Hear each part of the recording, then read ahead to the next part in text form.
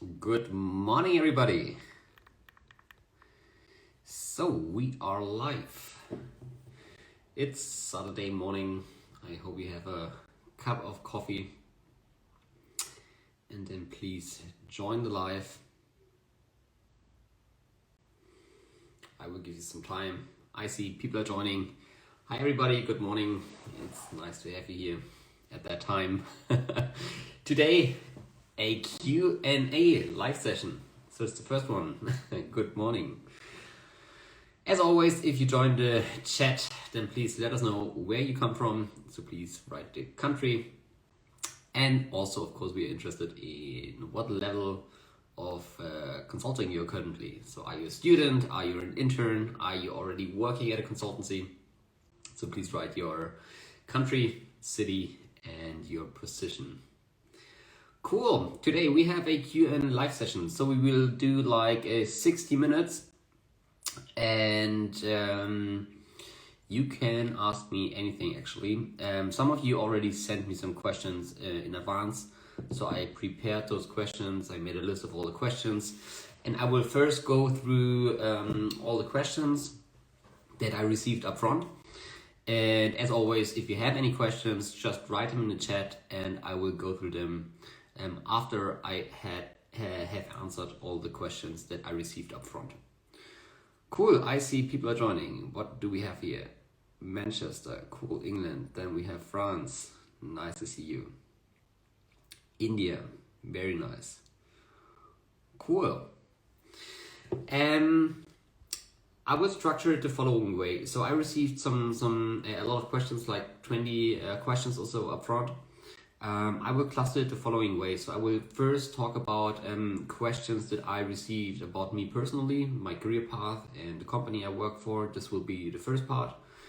Then I will talk about consulting in general. So I received a lot of questions about some consulting principles. I will talk about that as the second part.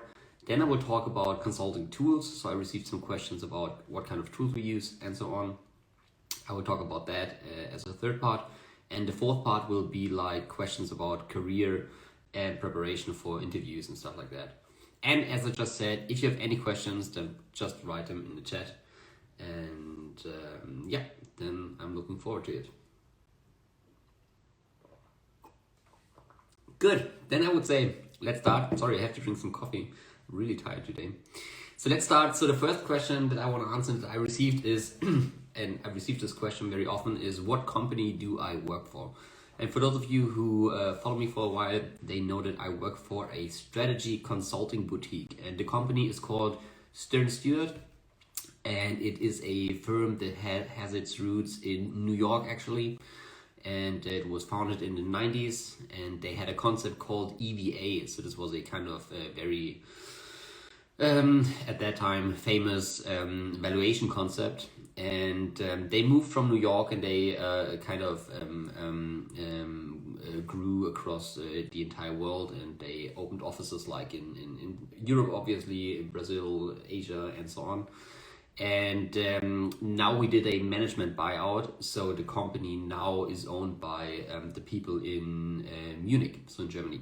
And what we do is basically we tackle a lot of strategic problems. So we are working very close on management problems, on top management problems. So it's kind of very similar to what MBB does, so like McKinsey, BCG, and Bain. So we usually do like strategy projects, but we also have a kind of private equity focus. So we do invest ourselves as well in companies, and yeah, so that's what we do basically. And the reason why I chose Stern Stewart over McKinsey, for example, or BCG was an option. And the reason was that we are like a smaller team of consultants, so we are only like 100 consultants. It's a bit more exclusive, I would say. And I personally have a strong entrepreneurial spirit. And I saw at Stern Stewart, I just saw, and I still see, better perspectives for me, like for my career development, because obviously it's easier to get up the career ladder if you have low hierarchies. This is much easier than I mean, it can be very difficult, especially at the larger firms like McKinsey, but also the Big Four, because there are so many good people, and it's hard to kind of outperform all your peers. So it's much easier to do that in a smaller company, and also in a company where you can rely on your personal strength. And that's the reason why I chose Stern Stewart over McKinsey and BCG. Although the kind of requirements, because I also receive a lot of questions about doing internships at Stern Stewart. So if you don't fulfill the requirements to work for McKinsey, BCG, Bain, and so on, then don't apply for Stern Stewart, because the requirements are pretty much the same. And I would say it's even a bit more selective. Okay, so that's Stern Stewart, and that's the company I work for. Cool. The second question that I received and that I want to talk about is what kind of sector do you work on? And I think I answered this question kind of yesterday already. So it's the strategy sector. What you usually do there is that you either try to grow the revenue of a company, you try to reduce cost of the company, and you try to improve the organization. Okay. And within those three buckets, I mean, there are countless types of projects that you do. I mean, the most typical type is probably kind of transformation. So transformation means that you have to do a turnaround. So you go to the company, probably at the beginning you have to reduce some costs, and then you develop a growth strategy and like a 5-year strategy, and you help them to implement it. So I would say like probably 50% of my projects are transformation projects. But I also did I did pricing projects, I did sales optimization projects. I worked for a startup in the crypto space, and we developed a kind of new organizational blueprint. And I worked on footprint projects where I flew all across Europe to kind of optimize plans in certain countries. These are all kind of projects that we do and that I did. But it's mainly on the strategy side, and we also have a kind of transactional focus. So we also do like the buy side or the sell side in M&As and corporate finance stuff. And these are the topics that I usually work on. But currently, as I mentioned in one of my stories, I'm working on a large transformation project here in Germany. Good. Then the next question that I want to answer is, at which age did you decide that you wanted to become a consultant, and how did you pursue that goal? So I was kind of a late starter. For those of you who follow me for a while, they know that I actually was a musician before. So after I did my Abitur, so that's like high school in Germany, I wanted to be a professional musician. So I played the drums, and I actually I played in several bands for 2 years. I also studied music, but at that time I got more interested in the management side of the music industry. So I started to manage my own bands. I tried to found an agency that does live gigs and promotes bands. But the reason was, or the problem was, that at that time it was like 10 years ago or so, and we had the music industry was kind of disrupted. As you probably know, we had Spotify, we had iTunes, and the entire music industry was it kind of disrupted and lost I think half of its revenue. I mean, only in 3 years they lost half of its revenue because of Napster and all the file sharing and so on. So it was a very bad timing to join the music industry as a manager. And at that time I was looking for alternatives, and I already was hooked by the management side of the music industry, I have to say. And then I as I said, I looked for alternatives, and I did an internship at a large broadcasting company in Germany, and they also had a music label. And someone from McKinsey was working there, and I had a conversation with him. So it was just a networking coffee talk that I had with him, and he told me about his life at McKinsey, about his work as a management consultant, and then I was totally hooked. And this was at age, I would say, I don't know, 21 probably. And But at that time, I had no business background. I still had a music background. And, but for me was like, imagine yourself, I was in the music industry. I was a young and ambitious guy, and I wanted to achieve great, but I didn't see any kind of opportunity in the music industry. And then there was this guy from McKinsey who told me about his fancy consulting life, where he's only working with top management, traveling all the time, doing all this consulting stuff. And for me, this seemed to be like the solution, like to my problems that I had back then, actually. And I was really hooked. And my strategy then was, so first of all, my strategy was basically to study business. And besides my music studies, I also did a degree in management. So I did that. And I also at that time tried to really dig into personal development, because I knew in order to change my kind of career path and in order to change my my profession, I also had to change my personality. And I knew that I had to work hard on myself, because the kind of belief system that I had back then, the kind of work ethic, the kind of things that I focused on, they weren't quite the things that I needed for a career in management consulting. So I started to dig really deep into personal development stuff, and I started to read a lot of books, actually. So I read about like one book per week at least, or sometimes even more. And so this was the second. So the first one was to study business. This was part of my strategy. Then to read a lot, so like one book per week. I also worked a lot of on my consulting skills. So I tried to learn Excel. I tried to learn PowerPoint. I tried to improve my communication skills.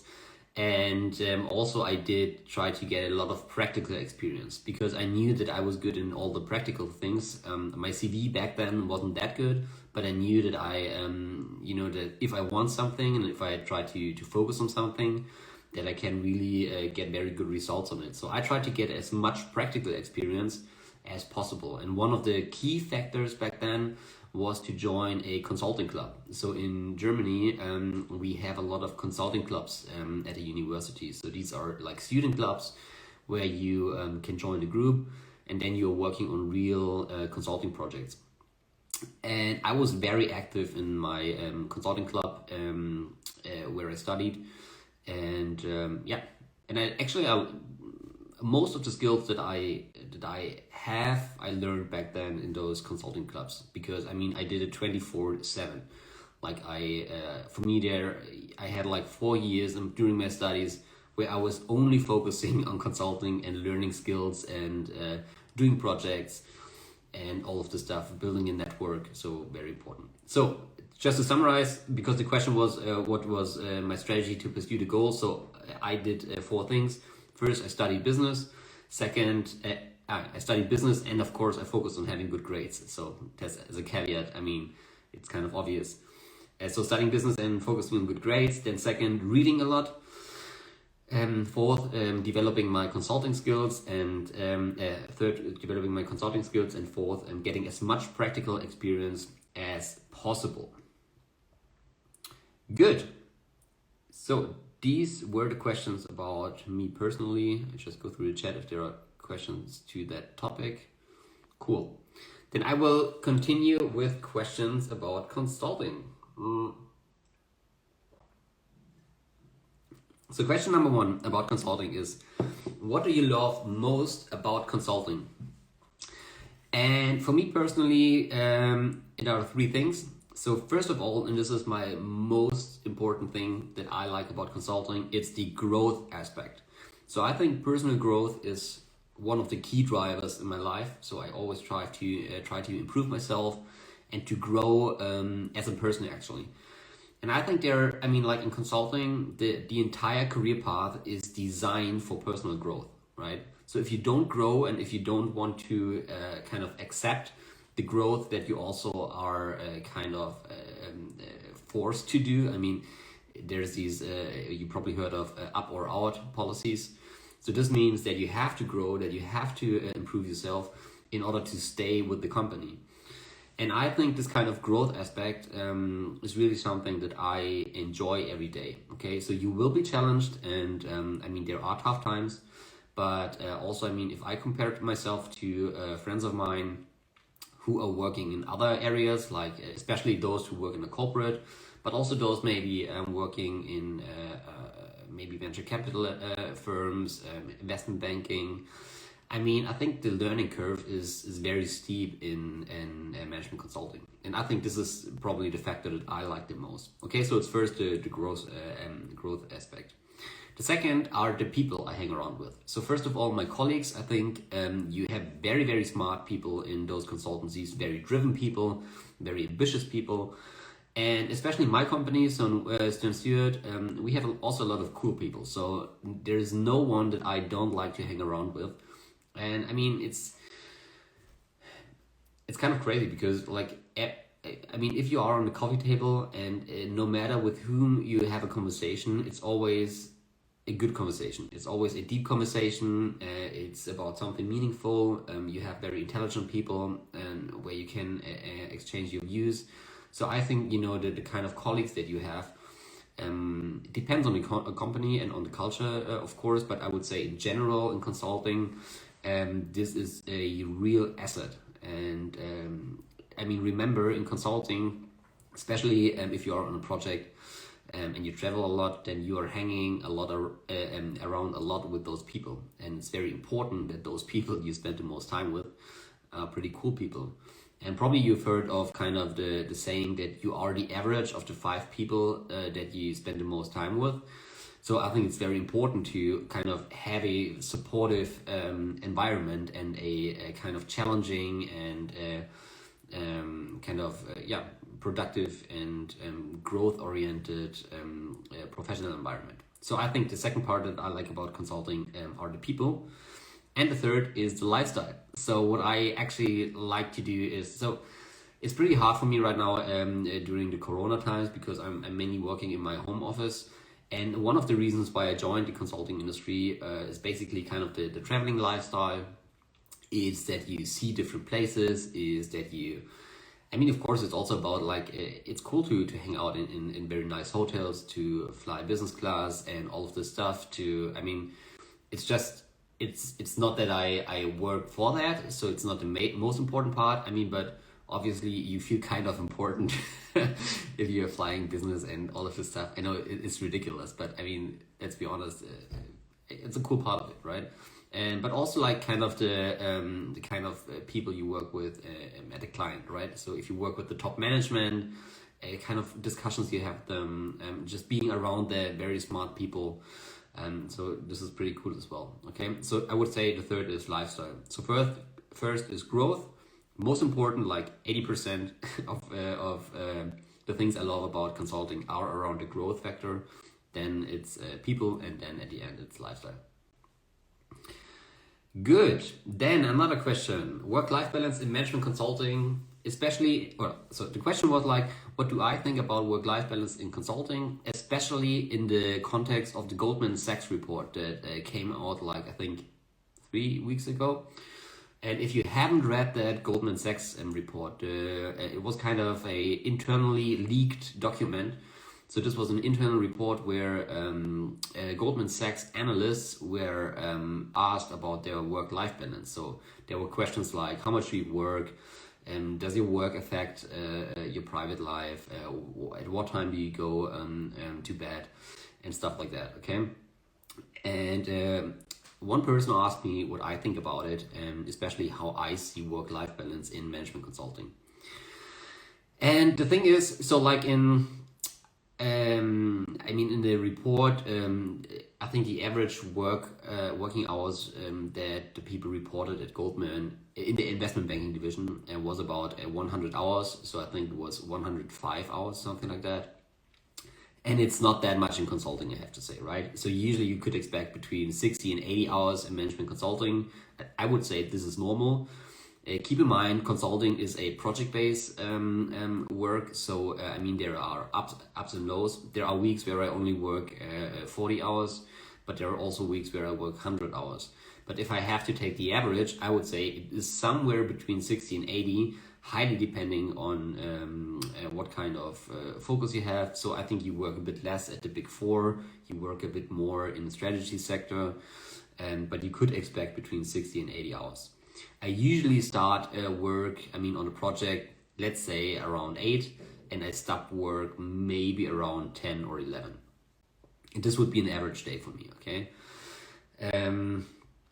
This is from Monday to Thursday, and usually on Friday you stop the work earlier, so you usually work until, let's say, 6 a.m. on average, okay? These are all average numbers, and usually you should not work on weekends. So again, we all heard that stories of those crazy consulting weeks where you have the all-nighters and where you have to work the entire weekend. Yes, this happens, but this happens only from time to time, okay? It's not like that you have to work through the weekends every day, every week. It's maybe, let's say, 4 weeks in a year that you have to work on a weekend. So that's how I see it. One caveat, if you want to work more, let's be honest, the more you work, probably the faster you make progress in your career, okay? So that maybe as a caveat. So I also sometimes work on the weekends, but not because I have to, but rather because I want to, because I want to go that extra mile, because I want to finish a certain task that I had to do, or because I want to be prepared, okay? So it's possible to work more, but it's not required, depending on your personal goals. One negative aspect about consulting, and I think this is different to investment banking, you have all the traveling part. You don't have it right now in Corona times, but keep in mind, traveling can be very exhausting, and it's kind of frustrating, because actually, if you travel, if you drive to the airport, if you go to the hotel, you're not really productive, but it's nevertheless, it can be kind of exhausting, although you are not working, okay? So it's not that you can, and yes, if you fly, if you have a 1 or 2 hour flight, of course you can open your laptop and read some emails and maybe work on a slide deck, but it's not like a focused work session that you have, okay? So usually, traveling comes on top of all your workload, okay, and this can make it sometimes very hard. And also, your entire private life usually suffers if you travel a lot. This makes a lot of sense because if you're in a relationship, for example, and you're traveling from Monday to Thursday, or from Sunday to Thursday, or from Sunday to Friday sometimes, then of course you don't have much time to build personal relationships, right? So you have to do it all on the weekend. It's the same with like traveling. Working out. So not every gym, not every hotel has a nice gym that you can use, okay? It's the same, like, I think one of the biggest problems is your diet, okay, and kind of nutrition. Because, if you're traveling a lot, food is, getting healthy food, really good healthy food, can be very challenging. So I think the traveling lifestyle has a lot of negative impacts in management consulting, or can negatively impact management consulting, your private life. So that's one of the reasons why I also focus on this channel on personal well-being. So I focus one side is like professional success that I talk about, but I think the other very important aspect is to have a kind of balanced life. The definition of a balanced life is very individual for every one of us. But I think it's very important to have certain strategies on how to take care of your body, how to build private relationships. Also, I think personal finances are one big thing that you have control over that. All of that stuff, how to grow, how to get great experiences. All these things that make your life, your private life, or that enrich your private life. You definitely need to have a strategy for that if you work in management consulting. Otherwise, you will be burned out very quickly. And these are usually the people who are very, very frustrated after 2 or 3 years in management consulting. And those are the people who do not care, or who don't have a strategy for balancing the private life. Okay, so that's how I see work-life balance in management consulting. Okay, so Charlotte Falk asks, how do you deal with that? On-topic questions, I can answer them right now when I see them. So how do you deal with that? As I said, so I think one very, very important thing is So to keep it simple, I think there are mainly 4 areas in your private life that you need to take care of, okay? It's first your spirituality or your kind of mindset, then it's kind of your health, then it's your relationships, and it's your private finances. And my rule is that I have control over these aspects. Besides the 5th one is your job actually. So if I have control over all of these 5 areas, then my life is more or less balanced. So the thing is, if you work like 60 or 80 hours and if you work a lot, and then you can't go for quantity. The key is to go for quality, okay? So for example, let's talk about health, for example. If you don't have 4 hours per week to do a workout, then make sure that this workout is as efficient as possible, right? It's the same with your diet. You have to do quality instead of eating fast food all the time and being kind of unhealthy. And also on the weekends, I know that we like to do, we want to relax and we want to drink a bottle of wine and then we want to have a kind of cheat meal. But nevertheless, you need to focus on your diet, otherwise, and on quality food. Otherwise, you will gain weight very quickly and get out of shape very quickly. This is very challenging. And also, it's about relationships. So rather than spending with your boyfriend or girlfriend 4 hours watching Netflix, why don't you go for dinner and have a very deep conversation and try to connect on a personal level? So this is what I mean about quality. So try to create depth in your private life and don't go for quantity, because that's simply not possible in management consulting. Okay. Good. Do you work more or less when you become a director partner? It depends. I would say you become more flexible. That's the word, right? I would say on average you probably work more, or you probably work the same, but you become more flexible because as an analyst or as a consultant, you are people expect you to work or to meet a certain deadline. As a partner, it's if you're a partner, then you can be more flexible. Because you're responsible for your business development activities, right? And no one judges. You are judged by results and not by what you're doing the entire day. And it's different as a consultant. Okay, so I think flexibility is higher as a partner. Why this firm? How do we answer why this firm? What do you mean with that? Can you elaborate on that question? Because I don't really understand it. So we asked. Please have to be more specific. How do we answer why this firm? Can you elaborate on that? Because I don't really understand the question. I will answer the next question and then just write it in the chat. Cool. Then what do we have? Someone asked me, so what are my thoughts on evidence-based management? And to be honest, I didn't know what evidence-based management is, so I had to look it up. But I think the question refers to how much evidence do you need in consulting for your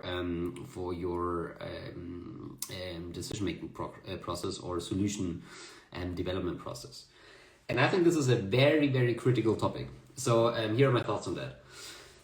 So basically in consulting, you probably know this, your task as a consultant is to solve a problem, okay? So you have a problem and you need to get to a solution. The way you get there from the problem to the solution is through a problem solving process. And one way that I like to do it is to work with hypotheses, okay? So this means, so let's say that a company wants to increase profitability. That's the problem. And I need to get to a solution. So I need to recommend or make a recommendation how they can improve their profitability. So what I would then do is to start with hypothesis, okay? So I would do kind of interviews, I would do some benchmarking, I would do some high-level analysis, for example, and then I would develop a hypothesis. So for example, the company is not profitable because their overhead costs are too high, okay? Or because they had a revenue decrease in country XYZ. There will be some kind of hypothesis at the beginning. And then my task is to kind of prove those hypotheses and test those hypotheses. Okay, so this means if I say overhead costs are too high, for example, then I have to make an analysis in order to prove that assumption. And this is where the question becomes relevant, because obviously you should work as data-driven as possible. Okay. The problem is that very often the problems that you want to solve are very complex, and very often you have really a bad databases. And then you come to a point where you have to deal with a lot of uncertainty. And this is where intuition comes in place, okay?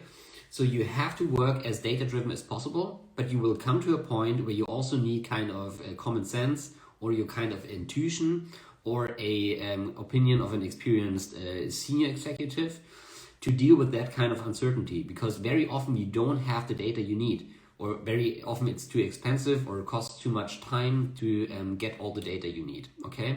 So it's kind of a balance between being data-driven, okay, so using facts, and using your intuition, okay? And I remember like at the beginning of my consulting career, I was really this kind of very hardcore analytical data guy, right? So I said, okay, if we don't have the data, I don't put it on the slide. So I was kind of that guy. And what I learned, and this is what I learned in my first project where I had real management exposure. The management, the senior executive, they were thinking in a complete different way. They were trusting kind of their guts. Okay, so they were relying on their intuition, and I mean it's kind of, it makes sense, right? So the more senior you are, the more you can rely on your intuition because you have seen a lot of things. Of course, the more junior you are, the more comfortable you feel with having the data, right? So I think it's a balance between those two that you actually need, okay? And also to make things very efficient, try to have a 80-20 approach. And also, I think the book, The McKinsey Way, talks about it. They have a saying, and they say, don't boil the ocean. And what they say is, I mean, it's focus on the high level numbers, focus on the things that you need, and don't overanalyze, because this will cost valuable time that you very often don't have on a project. Good. Okay. Then I see, sorry, pause. Okay, Oyast, sorry, I still don't get your question. So what are you asking? So like, how do we answer why this firm, okay, in an interview, sorry, now I understand. Okay, so the question that you ask is, how do you answer like why you want to join the specific firm in an interview? That's your question probably. Okay. Sorry, now I understand it. I mean, just be honest. Like, I mean, think about it. Why do you want to join a firm? And I think if you don't really want to work for a firm, I mean, then you shouldn't apply for it. I mean, so be as honest as you can, because otherwise, I mean, we will talk about interviews later on. But people ask me like, what kind of questions do I ask if I interview people? And the reason is, I mean, you as an interviewer, you feel and you know if someone is lying and is not telling the truth, or if they are just saying something that they think that you want to hear. So you obviously you know that as an interviewer. I mean, it's not that hard to see that. So I would go for always very honest answers. Okay, so I mean, think about what you like about the firm, and I mean, there are always positive and negative aspects about a firm, but think about the positive aspects and really, I mean, be honest to yourself, and then this would be the answer for me, right? And there are always some positive things about a company, otherwise you wouldn't apply. Okay, so just be honest. I mean, guys, if you go to an interview, don't fake it. I mean, if I interview someone and I have the feeling that, I mean, they're kind of, playing a role or something, guys, I don't want to work with someone who can be honest and so think about what you really like about the firm, and then this should be your answer. Good. I will go through the questions that I have here and have received up front, and after that I will focus more on the chat, okay? Good. Then a very cool question that I received was, how will automation change the role of consultants? And I think this is a very interesting question. And I mean, obviously, if you and nowadays, I mean, everyone is talking about AI and like how automation will replace consultants, and you know how intelligent software can make us obsolete. And I actually also thought that way, like 1 or 2 years ago, up until I met someone who was very senior, and I mean, I almost couldn't believe it when I heard it.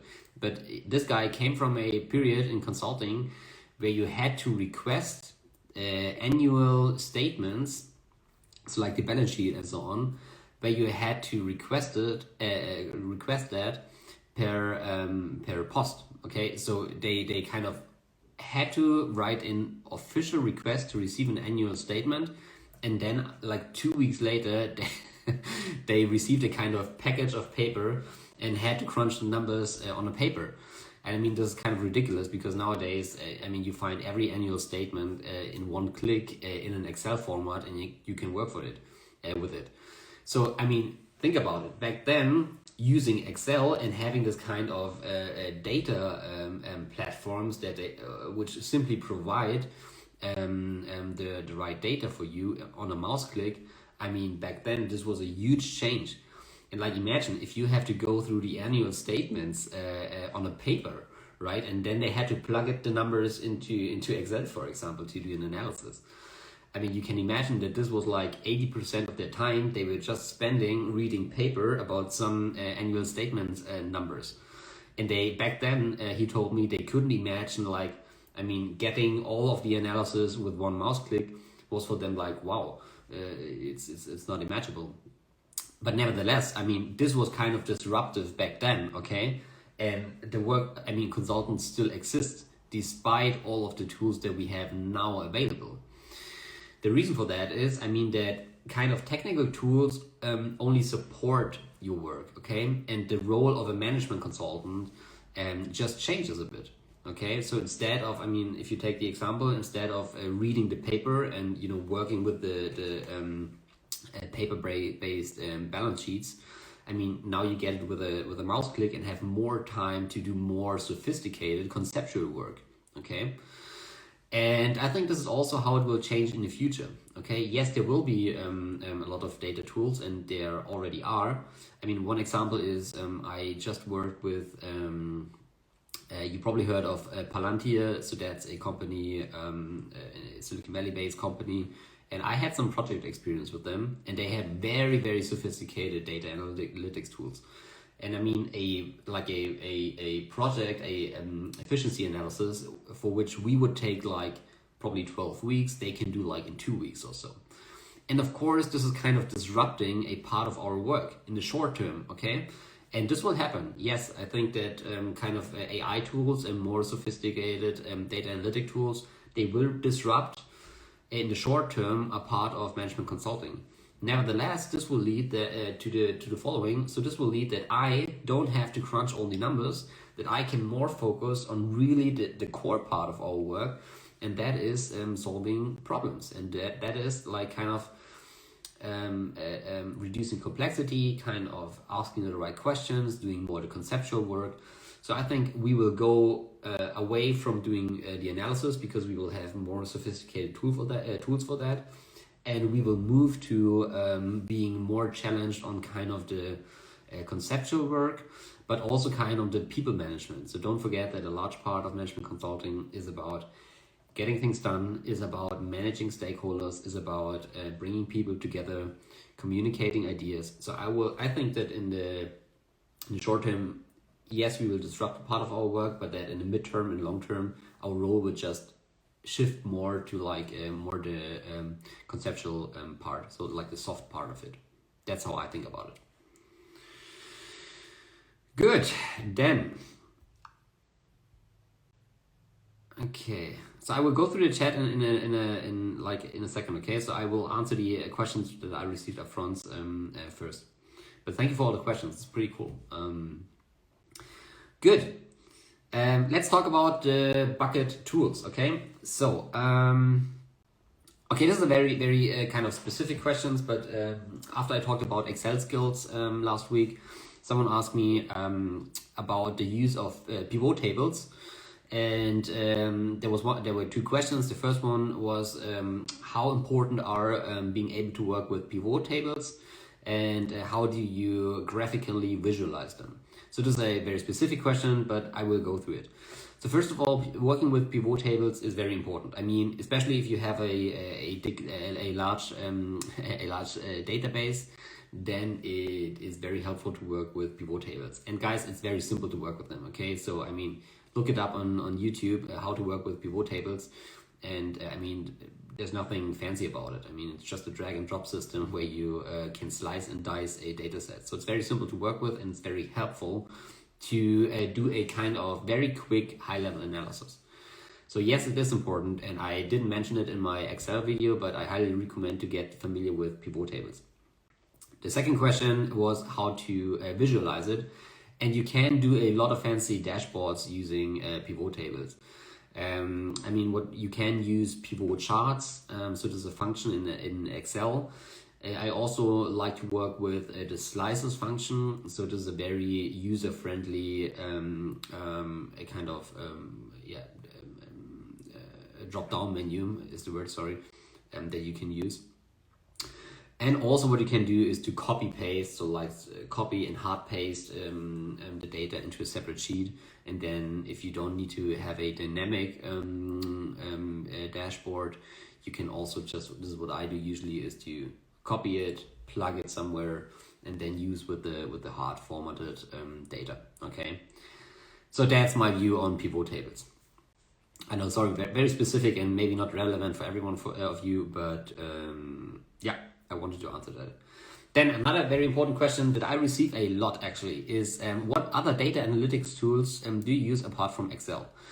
So I have to mention, or I have to be honest, so I'm now on a level where I don't do all of the analysis myself. So I'm a senior consultant and moving to project manager very soon. So I'm not the data crunching guy anymore.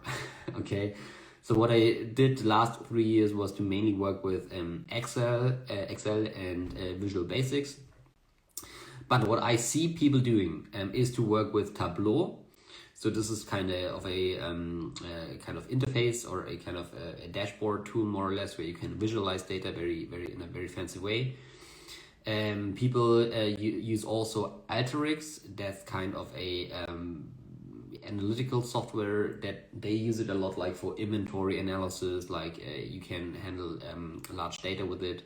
It has some very cool functions. It's easy to use. So the name of the tool is Alteryx. And of course, people work with Python. Okay, so if they really have to code something, they work in Python. But I mean, I have to be honest, I'm not the expert on all of the data analytics tools. Because I know that some of you are very strong in the IT sector, or and in the data analytics world. So if someone has a better or other tools that are good to use, then please let me know. I mean, we can also do a episode about that. Then I can do some research upfront.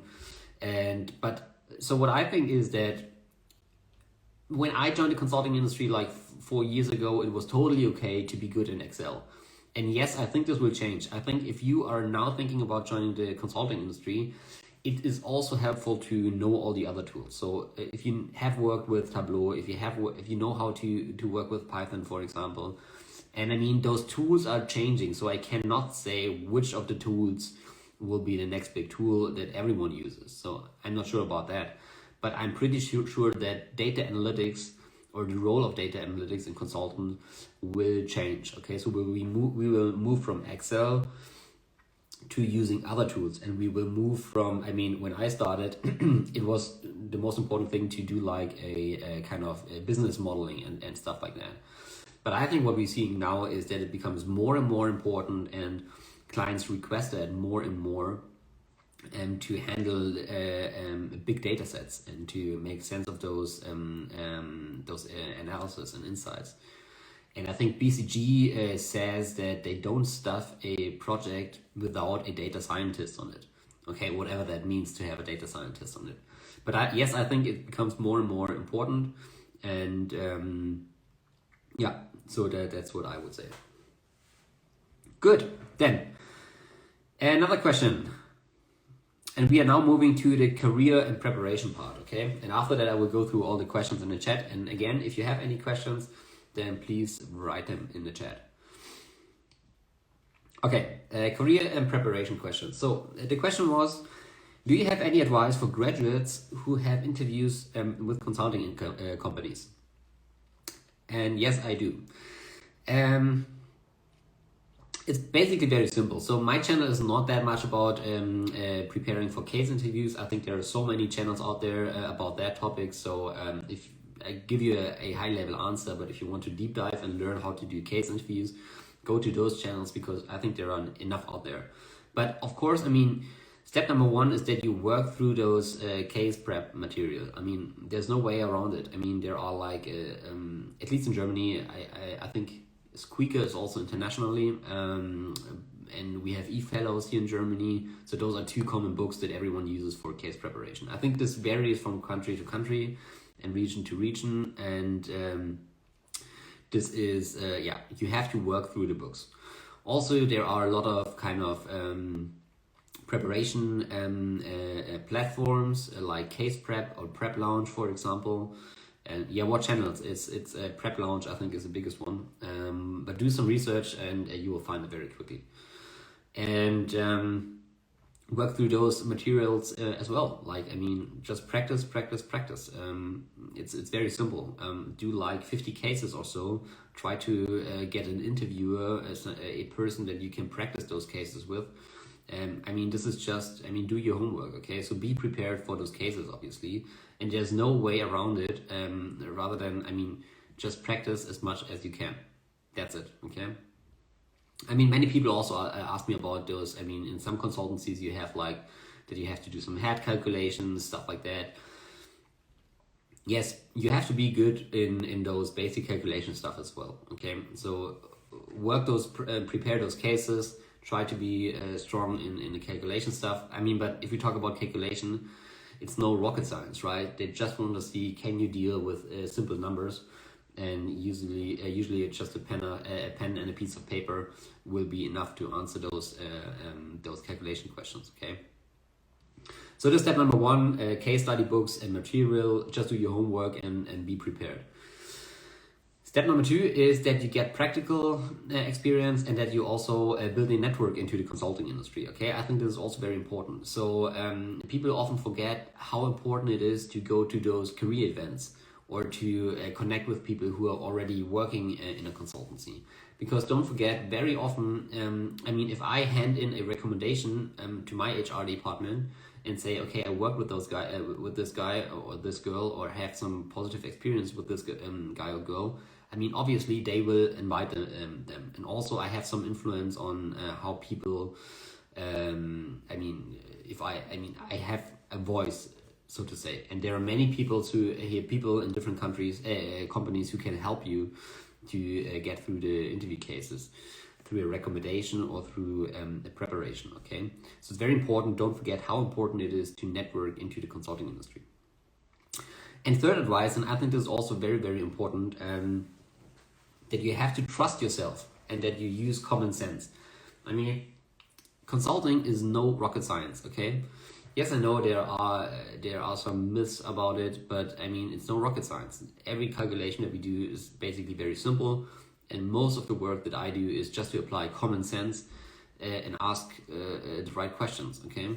So I think it's also very important that if you go to the interview, that you are kind of trusting yourself, trusting in your common sense, and just be open to ask the right questions, okay? So that would be my tips. So one, case study and preparation material, so do your homework. Second, try to get practice and to build a network in the consulting industry. And third, trust in yourself and use common sense. Good. Then a pretty cool question that I liked very much was, what has made you most successful, especially during the first years when I started?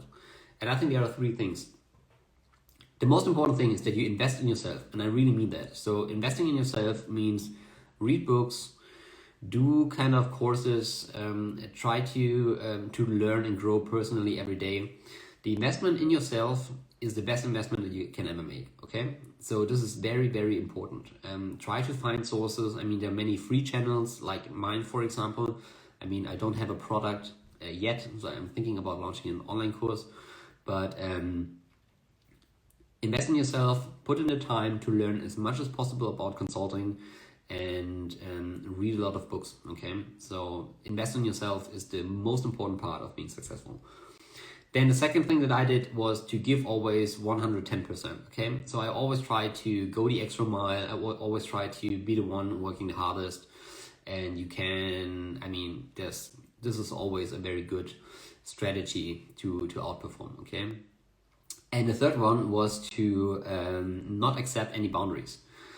And I mean, this is kind of a difficult advice, but it definitely worked for me. Okay, so I didn't accept the status quo, and I didn't accept my role. So when I talked about it, I think yesterday or the day before. So when I was a consultant, I tried to be or think like a senior consultant. Now, when I'm a senior consultant, I try to be and to think about like a project manager. So what I did was to kind of, I was actively looking for niches where I could position myself and where I could take a larger or a bigger responsibility.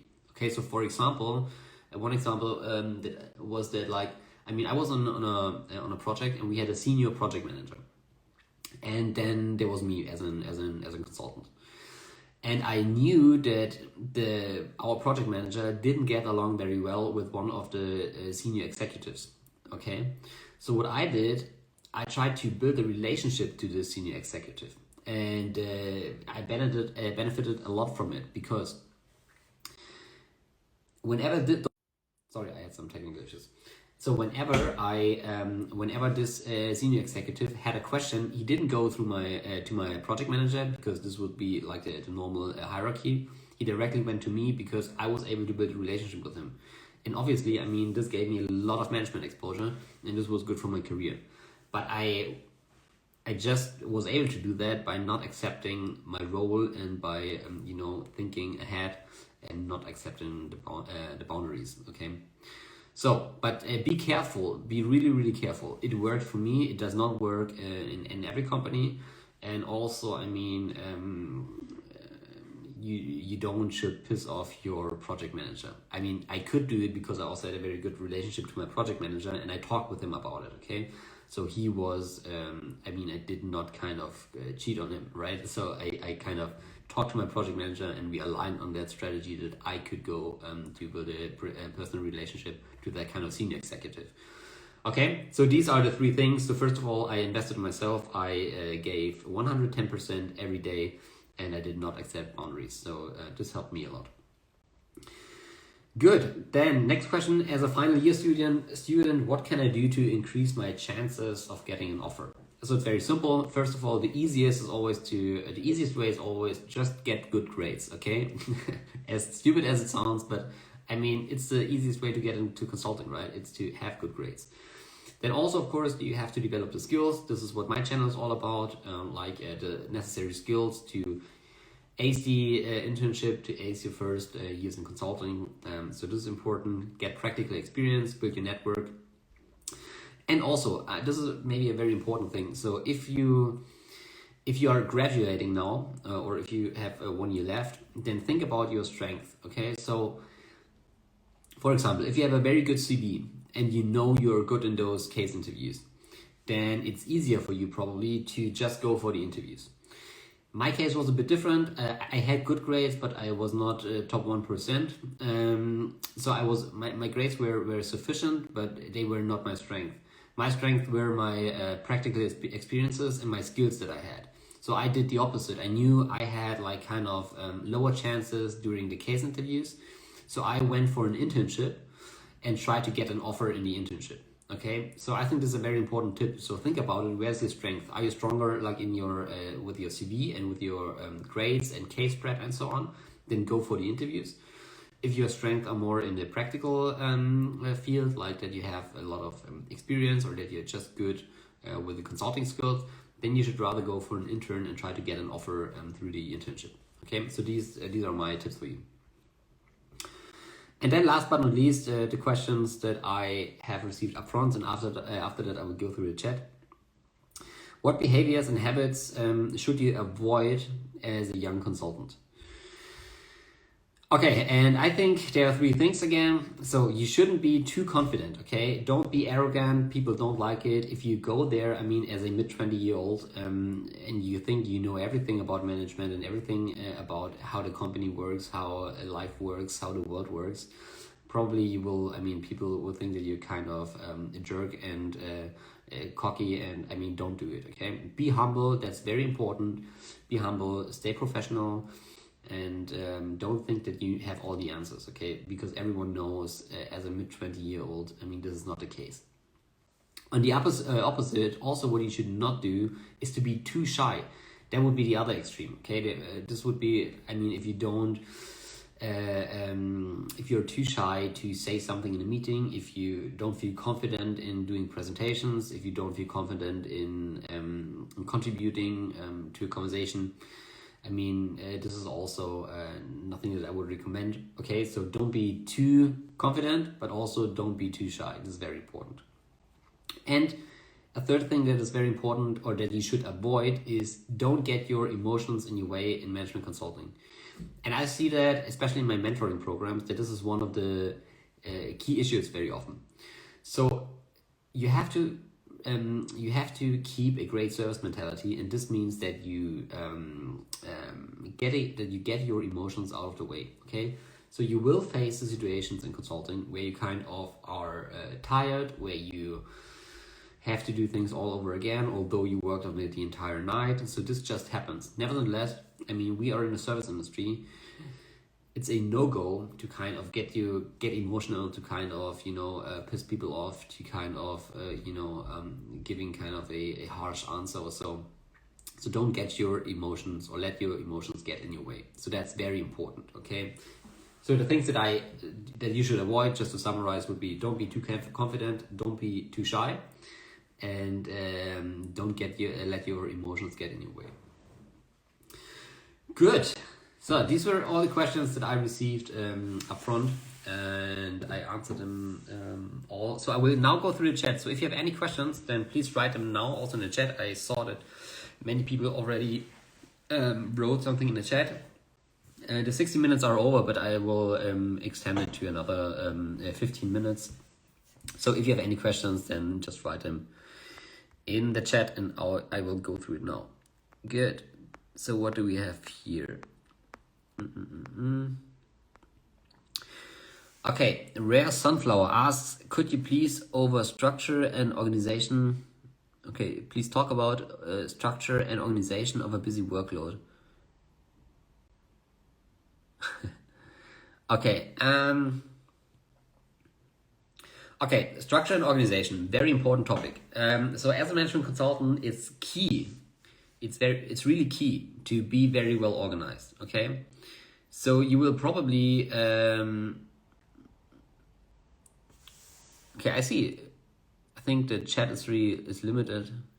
Are Instagram lives limited to 1 hour? Because I see a countdown. Okay. If Instagram stops the session, I will continue afterwards. Okay, so organization is very important. So you should what I do is that I go through my to-dos every day. I try to prioritize them every day, and I try to handle my calendar every day. Okay, and I make it a habit to do this every single evening. Okay, because this is just very, very important. I think I also made a video about it, how to organize as a management consultant, and there I shared all the tips. Good. Then, okay.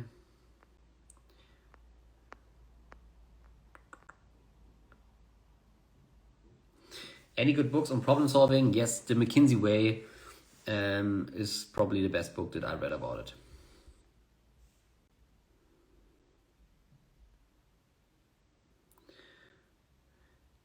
Good. Then, how could it be that even some consulting companies, managements do the wrong to their own company, even if their process? Okay, Norman Mott. So, what exactly is your question here? How could it be that even some consulting? Hey guys, so sorry I didn't know that Instagram would stop me after like.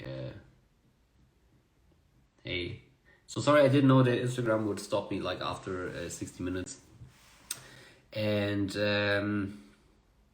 unfortunately also I cannot access the questions. So I'm really sorry. This is my first Instagram live Q&A that I do that is over an hour now. So I'm sorry, I cannot access all the questions that you asked me now. So if you have any questions, I still have 10 minutes. So if you have any questions, then please just write in the chat now and we do a kind of spontaneous Q&A. Cool. Then, is risk advisory a good career as opposed to consulting? Depends on what you want to do. I mean, I think it depends on what you want to do. I think a risk advisory is very specific. Okay, so it's very narrow as a topic and as a industry focus, and consulting is more broadly. So it depends on what you want to do. If you want to be more like a generalist, or if you don't, I mean, or if you just want to learn about management in general, then I would rather go for a consulting career. If you say, okay, you want to specifically focus on risk management, then because you like the topic and because you have a kind of want to work in the financial industry, then you can go for the risk advisory. But I think both are like growth industries. I mean, come on, it's getting more and more complex every day. I think the sustainability factor is huge in terms of risk and management. So yes, I think we will need many people who are working in the risk advisory industry. So I think both are kind of growth industries and certainly good industry to be in. I think in the consulting world, you can be more like a generalist, and working on the risk side is more like a specialized career. So it depends on what you want to do, I would say. Good. If you have any questions, just write them in the chat. As I said, I cannot access my live session that I did before. I'm sorry for that. I messed it up. So how's Germany for consulting? Germany is great for consulting. Germany is one of the, I think it's probably the fourth largest market. So you have obviously the US, now you have probably China, then you have UK, and I think then it's Germany. And you have a lot of, I mean, we had a pretty strong economy like in the past 40, 50 years. So we have many international companies, but it's a declining industry. It's a declining economy, sorry. So I think like we have a very mature economy, like all the companies that we had, you know, like Siemens, like ThyssenKrupp, like BMW, like Volkswagen and stuff like that. So our industry is more like focused on production, automotive, chemicals, engineering, stuff like that. But we are not very strong in all the tech stuff, right? So this is definitely owned by the US and China. So I think our industries are declining, but for us, as you know, this is good for management consulting firms. So management consulting firms, our business is always good because I mean, if the economy goes up, then everyone has a lot of money and everyone wants to do growth business, okay? And then they hire consultants to develop markets, entry strategies, and so on. If the economy is bad, it's also good for us because then companies need to restructure and transform a lot. And this is what we see currently. The only thing that is not good is if there's uncertainty in the market. And we saw that last March during the Corona shock, so to say. So when the entire stock market crashed, like I think it was March the 17th or something. I mean, this was a very difficult time because then everyone doesn't know what happens, and then everyone keeps their cash tight, and then they fire all the consultants. So the entire consulting industry, like Q1 and Q2 last year, was very, very difficult because no project got extended, and like people or consultancies stopped hiring. But I mean, now it's I mean, it's probably for us it will be a record year, right? Because I mean, many people want to restructure themselves, or many companies want to restructure themselves, and those who kind of benefited from the Corona crash, they now have the cash to do M&A stuff or to grow in other markets. Okay, so I would say, I mean, I think Germany is great for consulting, especially the next 10 years. I'm very bullish on the consulting market. Then, what helped you build confidence in presenting in front of people? Good question. Practice. I mean, obviously, I mean, as I said before, so before joining the consulting industry, I was a musician, and I mean, I played like almost every day, so I was used to speak in front of people. I actually would even go that far that I kind of needed it. So for me, it was fun to be in front of people.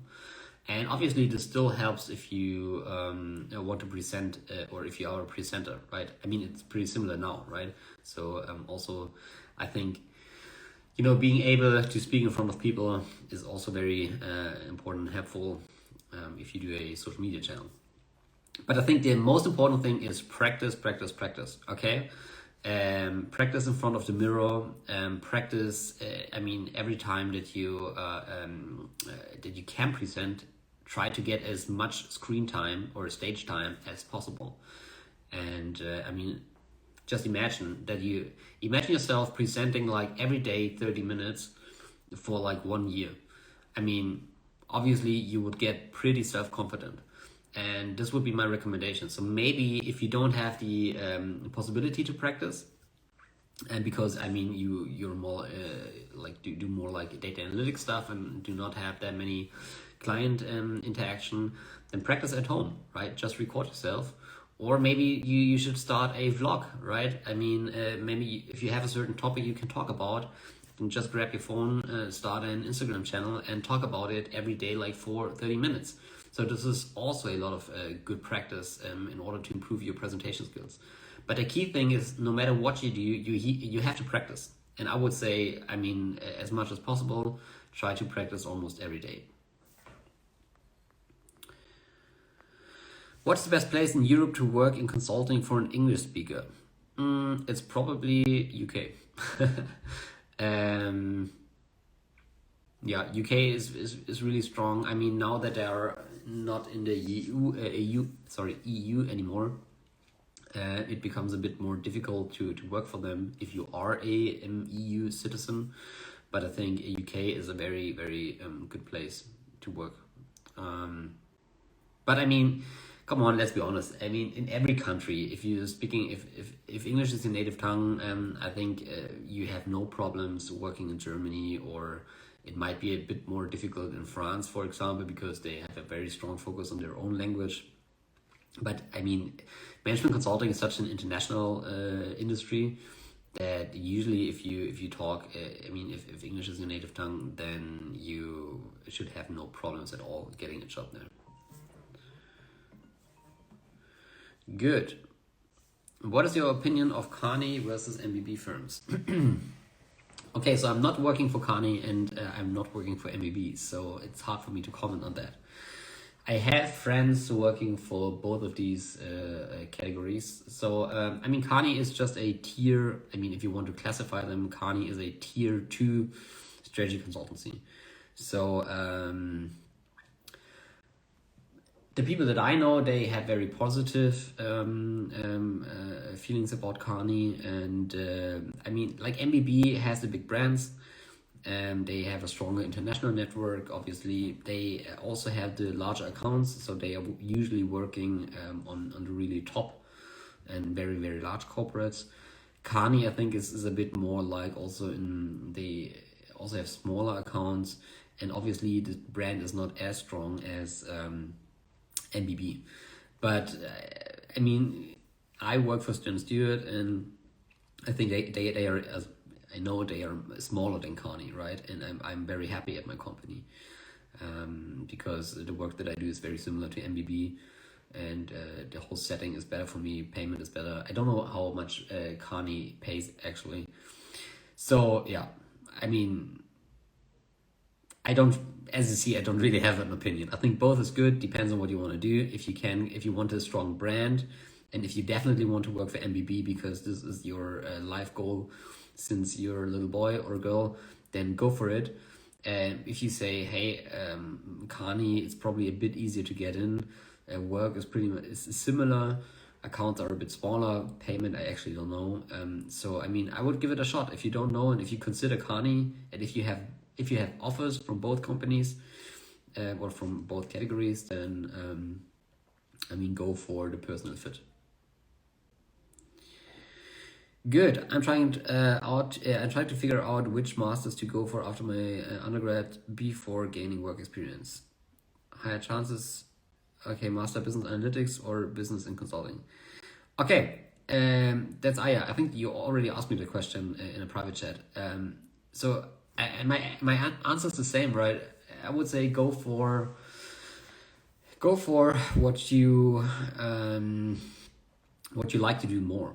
I mean, I think with both master degrees, you can get a job in management consulting, and I would go for what you like more. Because the thing is, in order to have, I mean, the easiest way to get into consulting, as I said, is to have good grades and of course practical experience and so on, but good grades are very important. And then I would go for the topic that interests you more, okay? So, and I think you had an IT or a analytics background as well. So as I said, I mean,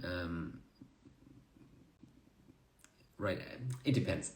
I can't answer that. You can get a consulting job with both of these degrees, and actually I would also go like for the reputation of the university. So if those degrees are at two different universities, I would also go for that. Otherwise, I mean, you can land a job with both of these degrees. So I think it's not so important what you study. It's more important kind of what grades you have, what university you come from. And as I said, consulting is no rocket science, and you learn most business stuff there on the job. How's your English so good?